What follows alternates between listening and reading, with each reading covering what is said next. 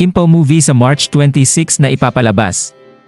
Naglabas na nga ng bagong statement ang Star Cinema at sinabing sure nang mapapanood sa sinhan ang pelikula ng inaabangan na tandem ni Kim Chiu at Paolo Avellino. Matapos ang gulo na namagitan sa mga fans at kanilang lead star ay ipinaliwanag nito ang naging dahilan ng pagbabago bago ng premiere date. Ayon sa mga ito, as part of Star Cinema's commitment to bringing Philippine films to a global audience, we are excited to announce the new playdate for the much-anticipated romantic comedy While Love Will Make You Disappear, starring Kim Chiu and Paolo Avellino. The film will now appear in cinemas worldwide starting March 26. The move comes in light of new developments and exciting opportunities to expand into the North American market.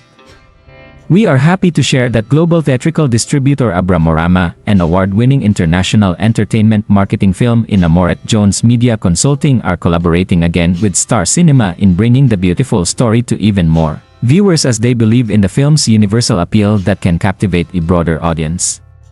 Samantala, kahit medyo na-disappoint at nasaktan ang mga fans ni Kim Chiu at Paolo Avellino ay hindi pa rin pwedeng hindi nila suportahan ang movie ng dalawa. Ayon sa mga ito ay tuloy ang suporta at mga block screening na kanilang inihanda para dito.